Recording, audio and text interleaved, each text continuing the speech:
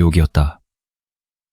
그 단어 말고는 달리 표현할 방법이 없었다. 모든 것이 무너졌다. 아버지가 요양원에 실려가던 날, 나는 회사 회의실에 앉아 분기별 매출 보고서를 넘기고 있었다. 누군가 내 등 뒤에서 조용히 칼을 꽂고 있다는 사실을 나는 알지 못했다. 아버지의 이름은 윤병철이었다. 73세, 전직 중학교 교사, 25년간 아이들에게 국어를 가르쳤고 퇴직 후에는 작은 텃밭을 일구며 살았다. 어머니가 돌아가신 뒤로는 혼자였다. 혼자였지만 외롭지 않다고 했다. 흙냄새가 사람 냄새보다 정직하다고 했다. 나는 그 말을 들을 때마다 우셨다. 아버지다운 말이라고 생각했다. 그런데 아버지는 어느 날 갑자기 요양원에 있었다. 전화를 받은 것은 목요일 오후였다. 발신자는 이복 동생 재현이었다. 우리는 같은 아버지를 두고 있었지만 어머니가 달랐다. 아버지의 두 번째 삶에서 태어난 아이. 재현의 어머니 최영숙은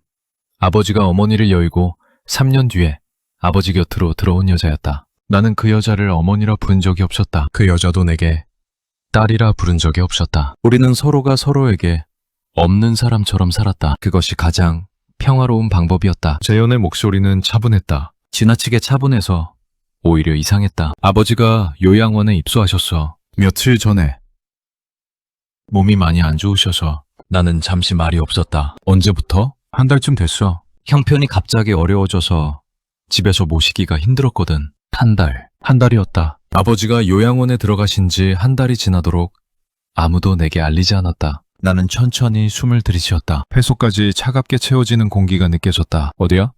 경기도 양평. 거기 요양원이야. 시설은 나쁘지 않아. 나는 그날 저녁 바로 차를 몰았다. 고속도로를 달리는 내내 라디오를 껐다. 소리가 필요 없었다. 그 속에서 이미 무언가가 울리고 있었다. 한 달이라는 시간이 어떤 식으로 내 몸속을 통과하는지 느끼며 나는 달렸다.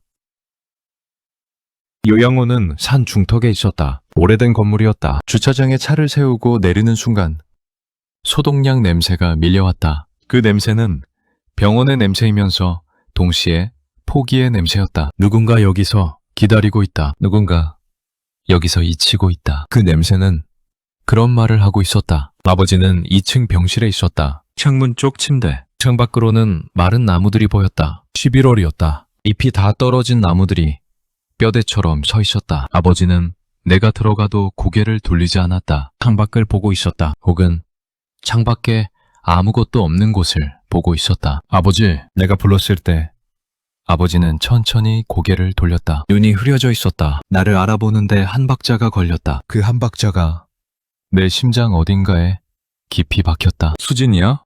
아버지. 나야.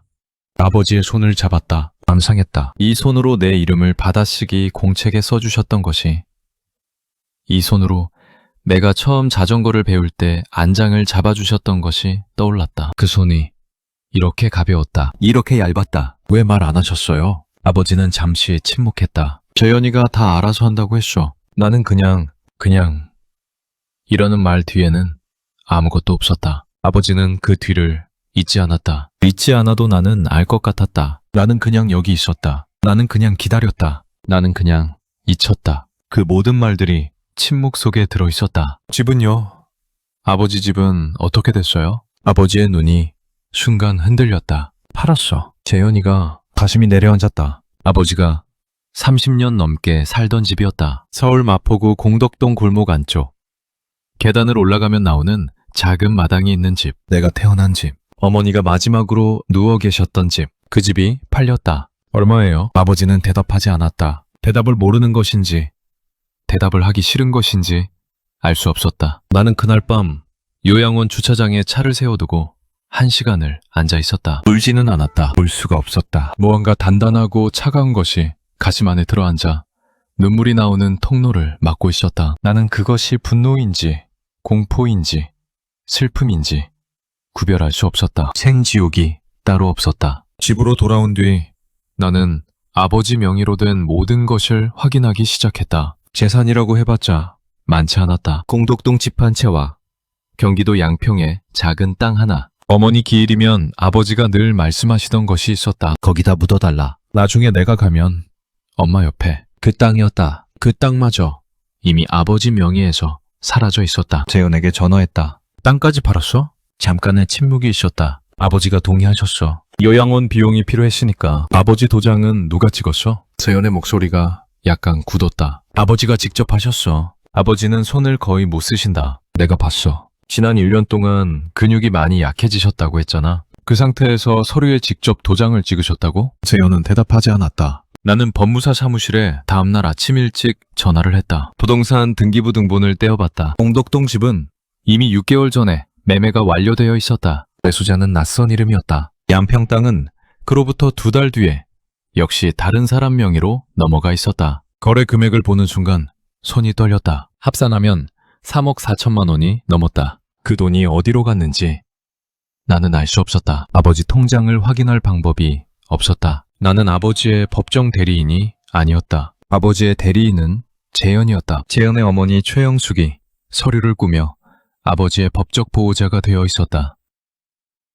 아버지가 스스로 서류에 동의했다는 기록이 있었다. 나는 변호사를 찾아갔다. 강남의 작은 법률사무소. 거기서 처음 그 이름을 들었다. 박도영. 변호사가 서류를 들여다보다 말했다. 이 서류에 확인 도장 찍은 공증인 혹시 알고 계세요? 박도영 법률사무소예요. 박도영이 누구냐고 물었다. 검사 출신이에요. 5년 전에 검찰 나와서 개업했는데 요즘 이쪽 계통으로 많이 활동하더라고요. 상속이나 후견 관련해서 주로 노인 자산 관련 업무를 많이 맡아요. 나는 그 이름을 수첩에 받아 적었다. 박도영, 전직 검사, 공증인. 뭔가 단단하게 연결되어 있는 것이 느껴졌다. 내가 아직 보지 못한 선들이 그 이름 주변에 엉켜 있었다. 어머니가 돌아가신 것은 내가 27살 때였다. 위암이었다. 발견이 늦어서 수술도 할 수 없었다. 진단받고 5달 만이었다. 그 5달 동안 아버지는 어머니 곁에서 한 발짝도 떠나지 않았다. 나는 지금도 그 장면을 기억한다. 병원 복도에서 아버지가 혼자 앉아서 종이컵에 담긴 식은 커피를 마시던 모습. 마시는 것도 아니고 그냥 들고 있던 모습. 눈은 먼 곳을 향하고 손은 컵을 감싸고 아무 소리도 내지 않던 그 아버지가 지금 요양원에 있었다. 그 아버지의 집이 팔렸다. 그 아버지의 땅이 팔렸다. 그 아버지의 기억과 삶이 누군가의 손에서 종이처럼 처리되었다. 나는 억울했다. 내가 억울한 것인지 아버지가 억울한 것인지 경계가 없었다. 우리는 같은 몸처럼 느껴졌다. 아버지의 억울함이 내 몸속을 흐르는 것 같았다. 그것은 분노와 달랐다. 분노는 뜨겁지만 이것은 차가웠다. 차갑고 끈끈하게 달라붙어서 밤마다 나를 깨웠다. 잠을 잘 수가 없었다. 새벽 3시, 4시에 눈이 떠졌다. 천잠을 보다 다시 뒤집어 엎드렸다가 다시 눈이 떠졌다. 머릿속에서 숫자들이 돌아다녔다. 3억 4천만 원, 6개월, 한 달, 아버지의 나이 73, 요양원 월 비용 250만 원. 변호사는 신중하게 말했다. 법적으로는 쉽지 않아요. 아버지가 직접 동의하셨다는 기록이 있으면, 치매 진단이 있으면 모르겠지만 아버지는 치매가 아니었다. 몸이 약해진 것이었다. 근육이 약해지고 혼자 거동하기 힘들어진 것이었다. 정신은 맑았다. 다만 너무 지쳐 있었다. 혼자 사는 것이 너무 오래되었고 아무도 찾아오지 않았고, 그래서 누군가 곁에 있어준다고 하면 그냥 고개를 끄덕였을 것이다. 도장을 가져오면 그냥 찍었을 것이다. 아버지는 그런 사람이었다. 싫다는 말을 못하는 사람, 거절할 줄 모르는 사람, 마당에 텃밭을 일구고 흙냄새가 정직하다고 말하는 그런 사람. 나는 아버지에게 다시 찾아갔다. 아버지, 재현이가 서류 가져왔을 때 기억하세요? 집 한다고 했을 때. 아버지는 한참 창밖을 보다가 말했다. 그랬나? 그것뿐이었다. 그랬나? 그 2글자 안에 모든 것이 들어있었다. 기억이 불분명한 것인지, 기억이 너무 고통스러워서 흐리게 만들어버린 것인지 알 수 없었다. 재현이가 도장 가져왔을 때 뭐라고 했어요? 요양원 비용 낸다고 했어. 여기 비용 얼마 받았어요? 집 팔아서. 아버지는 대답하지 않았다. 재현이가 관리한다고 했어? 아버지의 눈이 흔들렸다. 창밖에 마른 나무들이 흔들렸다. 바람이 부는 것인지 아버지의 눈이 흔들리는 것인지 알 수 없었다. 나한테는 왜 말 안 하셨어요? 내가 있잖아요. 아버지는 오랫동안 말이 없었다. 바빠 보였어. 수진이가. 나는 그 말에 아무 대답도 할 수 없었다. 바빠 보였어. 그 말이 가슴 한가운데 조용히 박혔다. 박히면서 아무 소리도 내지 않았다. 그래서 더 깊이 들어갔다. 아버지는 나를 부르지 않았다. 나를 부르면 내가 불편할까봐. 나를 부르면 내 일이 힘들어질까봐. 아버지는 그냥 혼자 요양원에 실려갔다. 개박살이 났다는 말이 이런 상황에 쓰는 것인지 몰랐다. 집이 개박살 난 것이 아니었다. 가족이라는 것.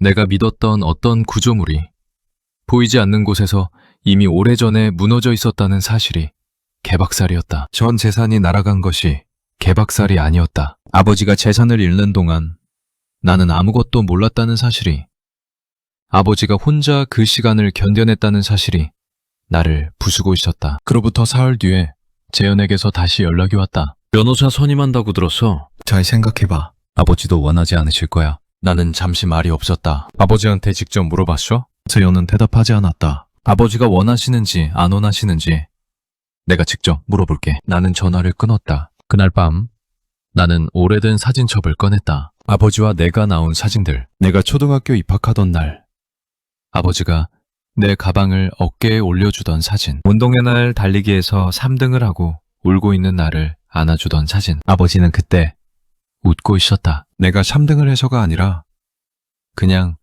내가 달리는 것이 좋아서 웃는 표정이었다. 나는 그 사진을 오래 보았다. 다음날 아침 나는 다시 변호사 사무실로 갔다. 가능한 모든 방법을 찾아주세요. 변호사가 고개를 끄덕였다. 박도영이라는 사람부터 시작해봅시다. 그 이름이 다시 공중에 떠올랐다. 박도영, 전직 검사. 그 이름이 이 모든 것의 중심에 있다는 느낌이, 아직 근거는 없었지만 내 안에서 점점 확실해지고 있었다. 나는 그때 알지 못했다. 그 이름이 아버지의 장례식 날 다시 내 앞에 나타나리라는 것을. 박도영이라는 이름을 처음 들었을 때 나는 그것이 단순한 이름이라고 생각했다. 공증인, 전직 검사, 법률사무소 대표, 그런 이름들은 세상에 수없이 많았다. 그러나 그 이름을 파고들수록 나는 무언가 단단하고 거대한 것의 표면을 긁고 있다는 느낌을 받았다. 손끝에 전해지는 감촉이 단순한 돌이 아니었다. 그것은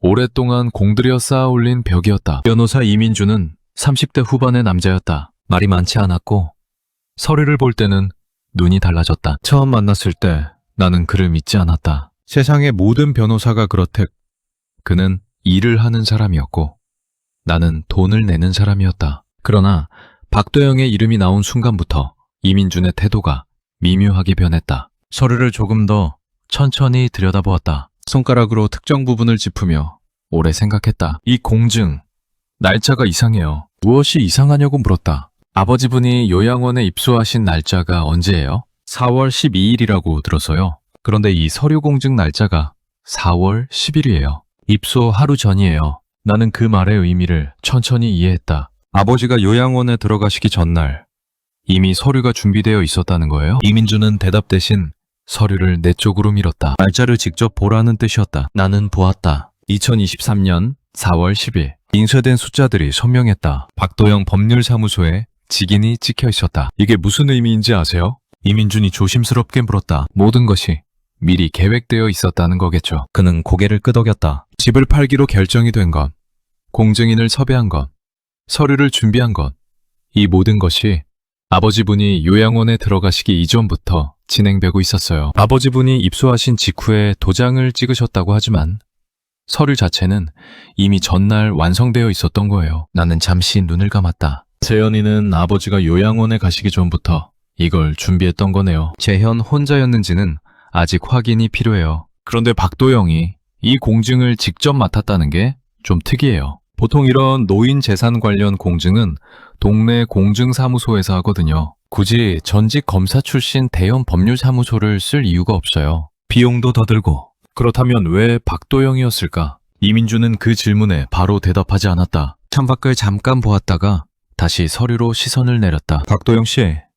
알고 보면 이쪽 업계에서 꽤 알려진 사람이에요. 검찰에 있을 때 금융범죄 쪽을 담당했어요. 기업 비자금, 차명계좌, 그런 것들. 나온 뒤에는 반대로 그런 것들을 처리해주는 쪽으로 방향을 틀었고, 노인 자산 이전 같은 경우도 그런 연장선에 있을 수 있어요. 합법적으로 보이게 만드는 기술이 있는 사람이에요. 합법적으로 보이게 만드는 기술. 그 말이 입안에서 오래 머물렀다. 그것이 이 사람이 파는 것이었다. 진짜가 아닌 것을 진짜처럼 보이게 하는 능력. 그리고 아버지의 도장이 찍힌 서류는 그 능력의 산물이었다. 나는 그날부터 기록을 시작했다. 날짜, 이름, 금액, 서류번호, 모든 것을 수첩에 적었다. 적으면서 생각이 정리되었다. 생각이 정리되면서 분노가 형태를 갖추었다. 형태를 가진 분노는 무너지지 않는다. 나는 그것을 붙들고 있었다. 요양원을 다시 방문했을 때 아버지의 상태는 조금 더 나빠져 있었다. 식사량이 줄었다고 했다.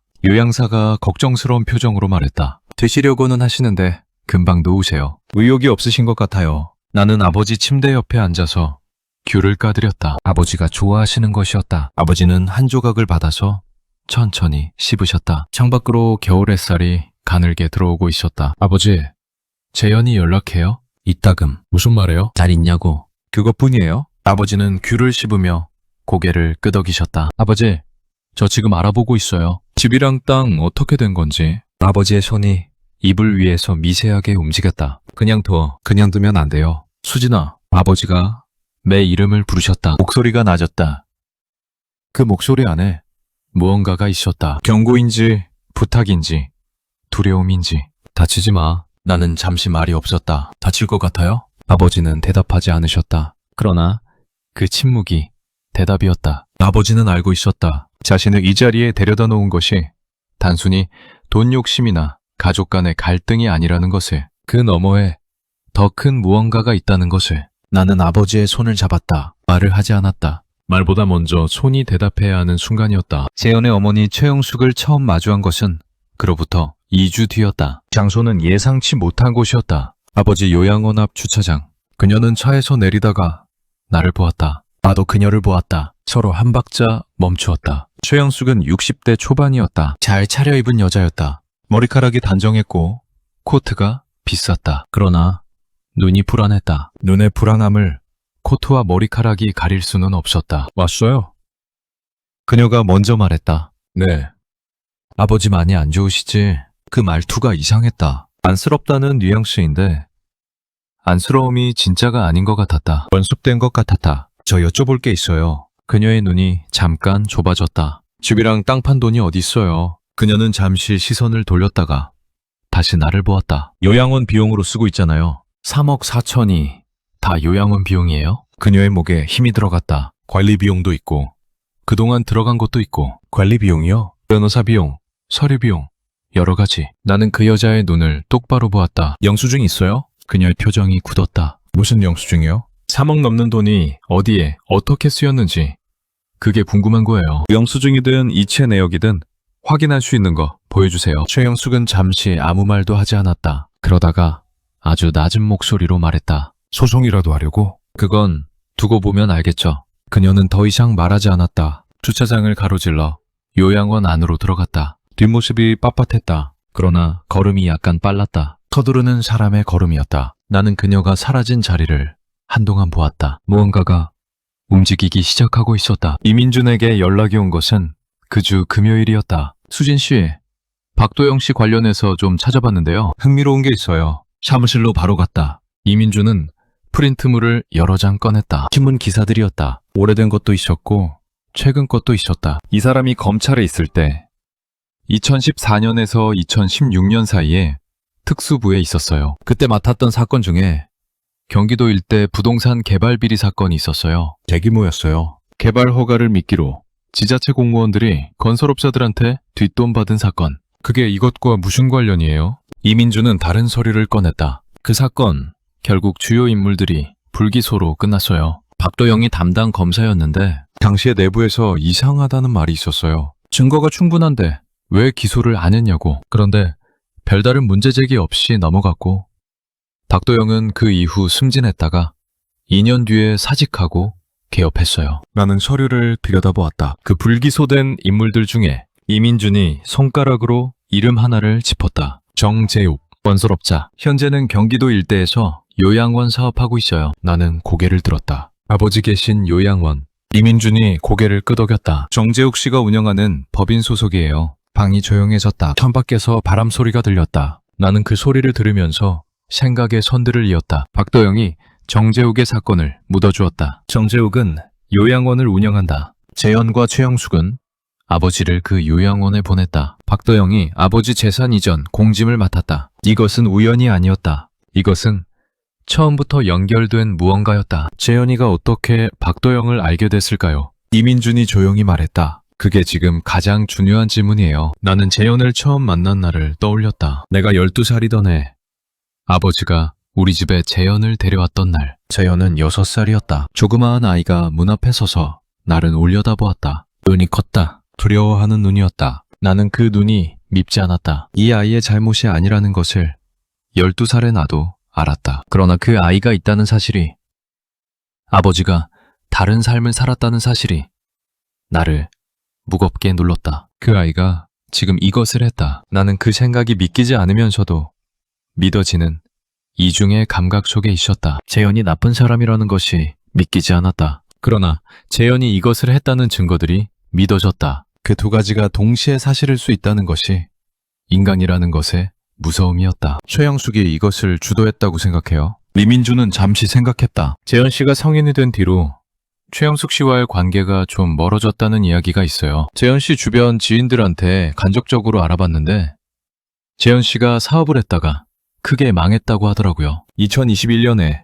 빚이 많았고 그 뒤로 최영숙 씨와 다시 가까워졌다는 이야기가 있고요. 전 재산 잃고 나서 어머니한테 돌아간 거군요. 그리고 어머니와 함께 이 계획을 실행했을. 장례식장은 서울 서대문구의 오래된 병원 부속시설이었다. 형광등이 천장에서 하얗게 빛났다. 국화꽃 냄새가 복도까지 번졌다. 나는 아버지의 영정사진을 고르면서 이 사진이 앞으로 아버지를 대신하게 된다는 것을 생각했다. 사진 속 아버지는 7년 전 모습이었다. 아직 눈에 힘이 있었다. 텃밭에서 찍은 사진이었다. 흙이 묻은 장갑을 한 손에 들고 카메라를 향해 조금 어색하게 웃고 있었다. 나는 그 사진을 골랐다. 발인 날 아침, 나는 일찍 장례식장에 도착했다. 조문객들이 오기 전이었다. 아버지 영정 앞에 혼자 앉았다. 국화향이 짙었다. 이런 냄새 속에서 아버지를 보내야 한다는 것이 이상하게 느껴졌다. 아버지는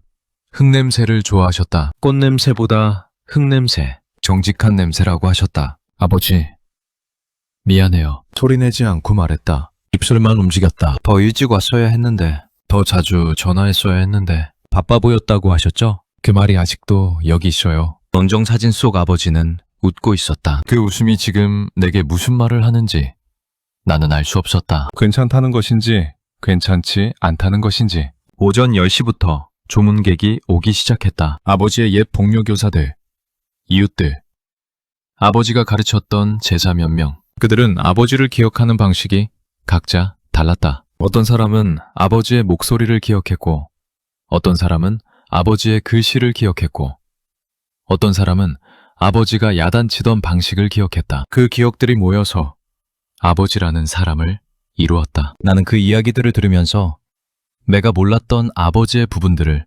처음 보는 것 같았다. 재현이 온 것은 오후 2시였다. 최영숙과 함께였다. 재현은 검은 정장을 입고 있었다. 눈이 충혈되어 있었다. 진짜로 운 것인지 아니면 운 것처럼 보이기 위해 준비한 것인지 나는 알 수 없었다. 최영숙은 단정한 검은 한복이었다. 두 사람은 영정 앞에 절을 올렸다. 나는 그것을 지켜보았다. 재현이 나에게 다가왔다. 언니, 많이 힘들지? 나는 대답하지 않았다. 아버지 마지막에 많이 힘드셨을 텐데 내가 더 잘 챙겨드렸어야 했는데. 그 말이 공기 중에 뜨다가 사라졌다. 나는 그 말에 아무 무게도 주지 않았다. 재현이 옆으로 비켜서려는 순간 장례식장 입구에서 낯선 사람이 들어왔다. 50대 초반의 남자. 키가 컸다. 회색 코트였다. 걸음이 안정적이었다. 주변을 한번 훑어보는 눈이 익숙한 공간에 들어온 사람의 눈이 아니었다. 모든 것을 파악하려는 눈이었다. 나는 그 사람을 처음 보는 순간 알았다. 박도영이었다. 그가 방명록에 이름을 적고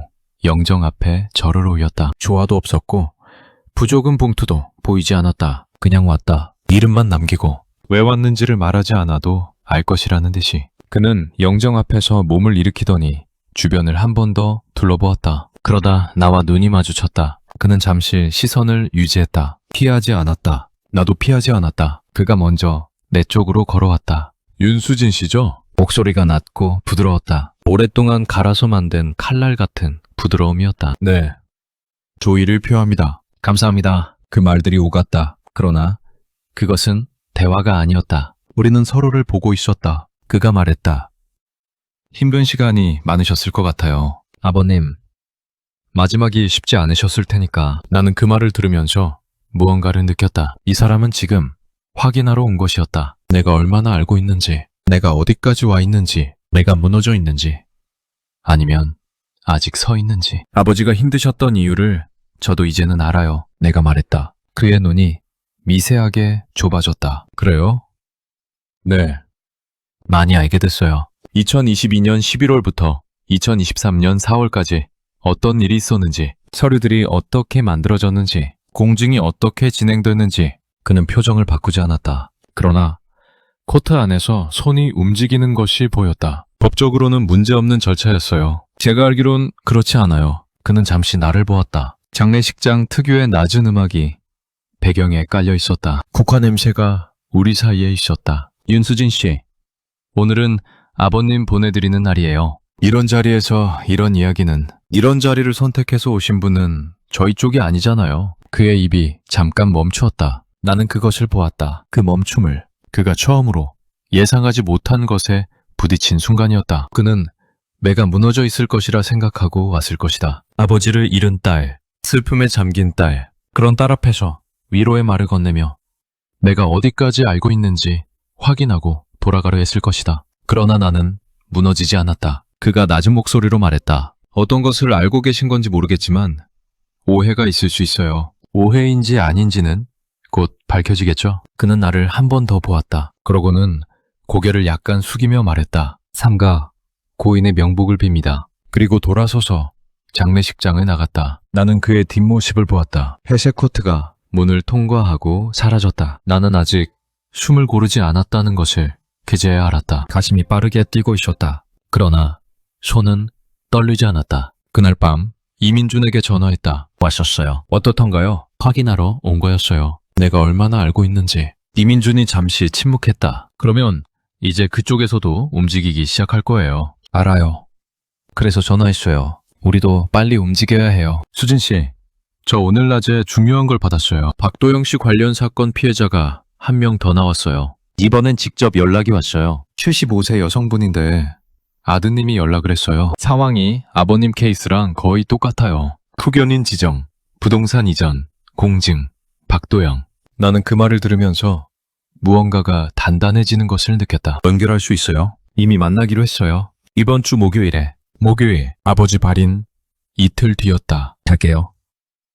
목요일 오후, 나는 이민준의 사무실에서 김태호를 만났다. 40대 초반의 남자였다. 눈밑이 어두웠다. 잠을 못 자는 사람의 얼굴이었다. 그의 어머니 박순자 씨는 현재 인천의 한 요양원에 있었다. 2년 전에 입소했고 입소 직후 아파트가 매각되었으며 공증은 박도영이 맡았다. 어머니가 정신이 멀쩡하세요. 치매가 없어요. 그런데 서류에는 인지기능 저하로 되어 있어요. 나는 그 말을 들으면서 아버지를 떠올렸다. 어머니가 서류에 직접 도장 찍으셨어요? 어머니는 도장을 찍은 기억이 없다고 하세요. 누군가 들고 와서 잠깐 여기만 보시면 된다고 했다는데 그게 무슨 서류인지 설명을 못 들으셨대요. 김태호의 눈이 붉어졌다. 어머니가 저한테 전화로 오셨어요. 자기가 뭔가 잘못한 것 같다고. 자기 때문에 집이 없어진 것 같다고. 어머니 잘못이 아닌데. 나는 그 말을 들으면서 눈을 감았다가 뜨지 않았다. 감은 채로 잠시 있었다. 이민준이 두 사람을 번갈아 보았다. 지금 제가 확인한 피해 사례가 5건이에요. 모두 같은 패턴이고 모두 박도영이 공증을 맡았어요. 이 정도면 개인 범행이 아니에요. 조직적인 구조예요. 저는 이걸 수사기관에 가져가야 한다고 생각해요. 검찰은 힘들 것 같아요. 박도영 인맥이 있으니까. 경찰청 광역수사대 쪽으로 접근하는 방법이 있어요. 그리고 동시에 언론에도 가져가는 게 낫다고 봐요. 한쪽만 가면 묻힐 수 있어요. 양쪽을 동시에. 나는 고개를 끄덕였다. 언론은 제가 알아볼게요. 이민준이 나를 보았다. 아는 기자가 있어요? 한 명 있어요. 대학 동기였다. 이혜진. 현재 종합일간지 사회부 기자. 5년 전에 한번 연락했다가 그 뒤로 뜸했다. 그러나 그녀의 기사는 가끔 읽었다. 단단한 글을 쓰는 사람이었다. 그날 밤 이혜진에게 문자를 보냈다. 오랜만이야. 할 말이 있어. 중요한 거 만날 수 있어? 다음날 아침 답장이 왔다. 언제든지. 연락 기다렸어. 그 마지막 말이 이상하게 느껴졌다. 연락 기다렸어. 무슨 의미인지 몰랐다. 그러나 이틀 뒤 카페에서 이혜진을 만났을 때 그 말의 의미를 알았다. 이혜진은 자리에 앉자마자 가방에서 파일 하나를 꺼냈다. 나도 이 사람 취재하고 있었어. 파일을 열었다. 박도영의 이름이 맨 위에 있었다. 나는 그 파일을 보면서 가슴이 흔들리는 것을 느꼈다. 흔들림이 슬픔인지 안도인지 구별되지 않았다. 나 혼자가 아니었다. 이미 누군가 보고 있었다. 언제부터? 6개월 전부터. 처음엔 다른 사건 취재하다가 박도영 이름이 나왔어. 그때부터 따라갔는데 피해자를 못 찾고 있었어. 당사자들이 다 숨어 있거든. 자식들이 나서기를 꺼려해. 아버지 어머니가 부끄러운 일 당한 것 같다고. 나는 이혜진의 눈을 보았다. 나는 숨지 않을 거야. 이혜진이 잠시 나를 보았다. 각오는 됐어? 아버지가 돌아가셨어. 3주 전에. 아버지가 돌아가시기 전에 나한테 다치지 말라고 하셨어. 나는 그 말이 멈추지 말라는 말이었다고 생각해. 이혜진이 고개를 끄덕였다. 우리 같이 가자. 기사는 3주 뒤에 나왔다. 의면이었다. 제목은 단순했다. 전직검사 박도영. 노인재산, 조직적 이전 의혹. 이민준이 모은 5건의 사례. 김태우 어머니의 증언. 의사 소견서 발급 병원과 정재욱의 연결. 성년 후견 서류의 날짜, 불일치. 모든 것이 들어있었다. 기사가 나간 날 오전 이민준에게 전화가 왔다. 경찰청에서 연락 왔어요. 공식 수사 착수한대요. 나는 창밖을 보았다. 1월이었다. 눈이 내리고 있었다. 그로부터 나흘 뒤 박도영이 경찰에 출석했다. 잦은 출석이었다. 카메라들이 그의 얼굴을 찍었다. 회색 코트를 입고 있었다. 장례식장에서 봤던 그 코트였다. 그는 카메라를 향해 아무 말도 하지 않았다. 그러나 눈이 달라져 있었다. 장례식장에서 내 눈을 바라보던 그 눈이 아니었다. 피하고 있었다. 어딘가를 보지 않으려는 눈이었다. 최영숙은 그 이틀 전에 이민준 앞으로 합의 요청 연락을 해왔다. 이민준이 내게 전달했다. 어떻게 할까요? 나는 잠시 생각했다. 아버지 유골이 지금 어디 있는지 알아요? 납골당해요. 수진 씨가 임시로 모셔둔 곳. 아버지가 원하셨던 양평 땅. 그 땅 돌려받을 수 있어요? 이민준이 잠깐 침묵했다. 매수자 쪽에서 협조하면 가능해요. 매수자가 이 상황을 알게 되면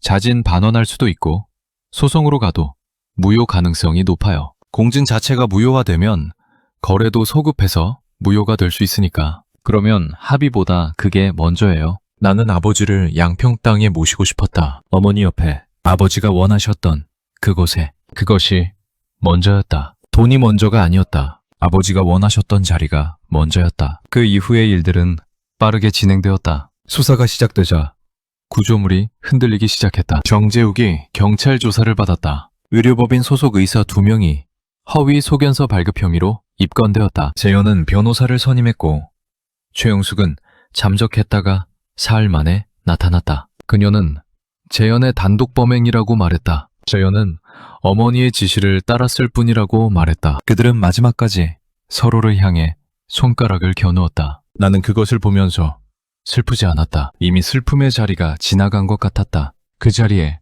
다른 무언가가 들어와 있었다. 이름 붙이기 어려운 것이었다. 분노도 아니고 승리감도 아니었다. 그것은 어쩌면 아버지가 텃밭에서 흙을 만질 때 느끼셨던 것과 비슷한 것일지도 몰랐다. 정직한 것이 제자리를 찾아가는 감각. 양평 땅의 매수자는 사태를 파악하고 자진 반환 의사를 밝혔다. 이민준이 서류를 처리하는데 한 달이 걸렸다. 3월 중순 땅의 등기가 다시 아버지 이름으로 돌아왔다. 아버지는 이미 돌아가셨지만 아버지 이름이 다시 그 땅에 새겨졌다. 나는 그 등기부등본을 받아들었다. 윤병철. 아버지 이름이 종이 위에 있었다. 4월의 어느 토요일 나는 양평으로 갔다. 납골함을 들고 이민준도 왔다. 김태호도 왔다. 이혜진도 왔다. 아버지의 옛 제자 한 명이 왔다. 우리는 그 땅에 서서 아버지를 모셨다. 어머니 옆에 아버지가 원하셨던 자리에. 땅이 부드러웠다. 4월의 흙은 겨울을 지나 녹아 있었다. 나는 흙 위에 손을 잠깐 얹었다. 흙 냄새가 났다. 아버지 말씀처럼